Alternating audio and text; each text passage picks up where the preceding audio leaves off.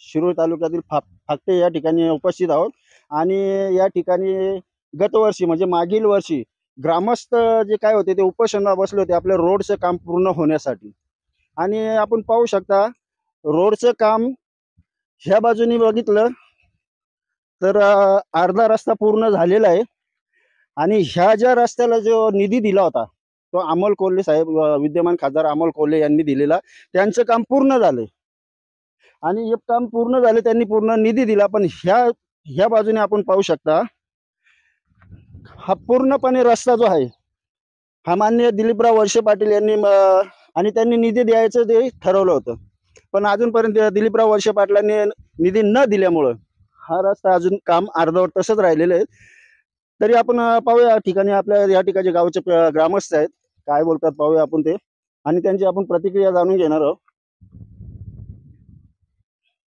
बाबा नमस्कार. हा नमस्कार. आपलं नाव? दौ बबन गावडे.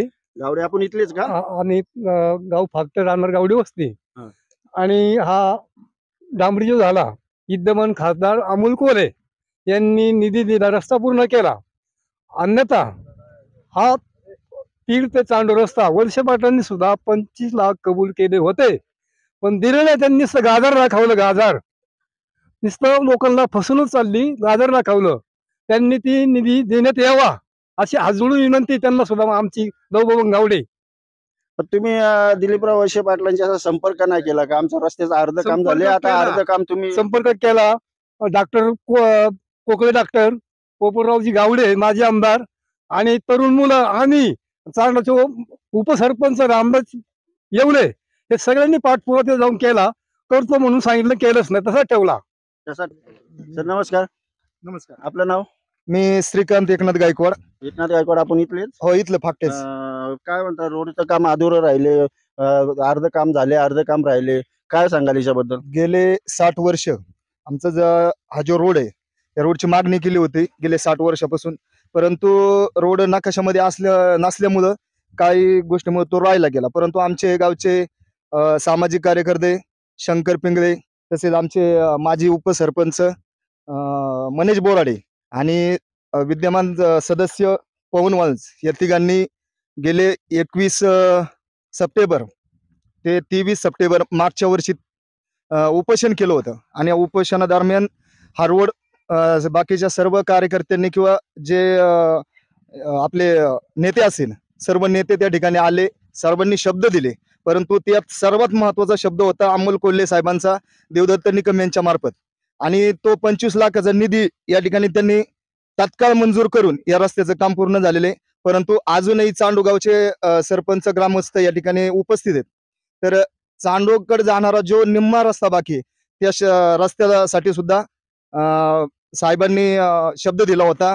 त्याचा कुठलाही निधी या ठिकाणी उपलब्ध झालेला नाही. तो तात्काळ उपलब्ध करून त्याचा आम्ही सर्वजण पाठपुरावा टाकू. हा साहेबांनी, कोल्हे साहेबांनी मंजूर केलाय, त्यांचा आम्ही सर्व ग्रामस्थ मनापासून आभार मानतो, धन्यवाद व्यक्त करतो. सर नमस्कार. नमस्ते. काय म्हणता? गेल्या वर्षी मी स्वतः, माझे समेत माजी उपसरपंच मनेश बोराडे, विद्यमान सदस्य पवन शेटवाळ, आम्ही 3 तरुण त्या ठिकाणी गावामध्ये या रस्त्याचा गेले 60-70 वर्ष रस्त्यावरती एक खडा देखील मुरुमाचा पडत नव्हता. परंतु आम्ही तिघांनी विचार केला की आपण आपल्या गावातील जनतेसाठी, आपल्या गावातील ग्रामस्थांसाठी हा निर्णय घ्यावा. त्यासाठी माझ्या चांडो ग्रामस्थांनी, वडनेर ग्रामस्थ, फाकटे ग्रामस्थ आम्ही सर्वांनी मिळून त्या ठिकाणी 3 दिवस उपोषण केलं होतं. आणि ते उपोषण सोडायच्या दिवशी माजी खासदार शिवाजीदादा आढळराव पाटील, माजी आमदार पोपटरावजी गावडे साहेब, राजेंद्र शेठ गावडे, डॉक्टर सुभाषराव पोकळे, अरुणताई घोडे हे त्या ठिकाणी आले होते. निकम साहेब थोडे लेट आले, परंतु निकम साहेब आल्याच्या नंतर आढळराव दादांनी असा शब्द दिला की बाबा मी तर माजी खासदार आहे, तुमच्या विद्यमान खासदारांनी काय याच्या भूमिका घेणार हे सांगा. त्यावेळेस निकम साहेबांनी डॉक्टर अमोल कोल्हे यांना फोन केला आणि सांगितलं की साहेब अशा ठिकाणी 3 तरुण उपोषणाला बसले आहेत, 3 दिवस त्या ठिकाणी झालेले आहेत, इथं लोकांची खूप अडचण आहे, तुम्ही याच्यावरती काहीतरी ठोस भूमिका घ्यावी. त्यावेळेस खासदार अमोल कोल्हे साहेबांनी फोनवरती तात्काळ सांगितलं की मी तुम्हाला 25 लाख रुपये निधी देतो. म्हणजे निकम साहेबांनी फोन केला आणि तात्काळ 25 लाख निधी मंजूर झाला. तो नुसता मंजूरच नाही तर निकम साहेबांनी त्याचा पाठपुरावा केला. पाठपुरावा करण्यासाठी आमचे चांडवाचे सरपंच, आम्ही सर्किट हाऊसला पुणे या ठिकाणी गेलो, रामभाऊ येवले, त्यांनी त्या ठिकाणी आम्ही सर्किट हाऊसला गेलो, त्यांनी आम्हाला ते निधी मंजूर झाल्याचं पत्र दिलं आणि तात्काळ त्याचं वर्क ऑर्डर काढून आज आपण सर्व ग्रामस्थांनी त्या ठिकाणी पाहिलं असेल, हा जो डांबरी रस्ता आहे हा 100% पूर्ण झालेला आहे. म्हणजे काल परवा त्याचं सिल्कोट कोटिंग जे आहे ते पण पूर्ण फायनल झालेलं आहे. हा रस्ता 100% पूर्ण झालेला मला की ज्यावेळेस देवदत्त निकम साहेबांनी कोल्हे साहेबांना फोन केला, आढळराव दादांनी सांगितलं की तुमच्या खासदारांनी काय केलंय ते सांगा. त्यावेळेस देवदत्त निकम साहेबांनी फोन केला आणि त्या फोनवरती आज हा रस्ता आपण पाहतोय पूर्ण झालेला आहे. आणि मग त्यावेळेस देवदत्त निकम साहेबांनी आढळराव दादांना एक वाक्य दिलं की आत्ताचे जे विद्यमान आमदार आहेत, माननीय आमदार दिलीपरावजी वळसे पाटील साहेब, त्यांची आणि तुमची आता महायुतीमध्ये एकत्र तुम्ही काम करीत आहेत. विद्यमान आमदार म्हणून तुम्ही काय निधी देणार आहे तुम्ही विचारा.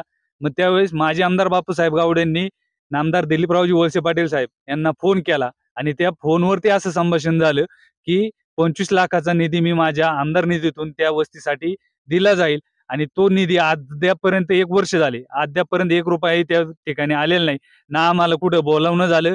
आम्ही त्या ठिकाणी कारखाना गेस्ट हाऊसला पण गेलो होतो. त्याविषयी त्यांना सविस्तर भेटून सांगितलं होतं की असे आम्ही 3 युवक त्या ठिकाणी उपोषणाला बसलो होतो. आपण 25 लाखाचा निधी दिला.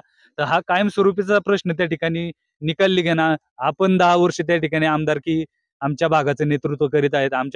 तुमच्याकडून अपेक्षा आहे तुम्ही तेवढं पूर्ण करावे अशी विनंती केली होती.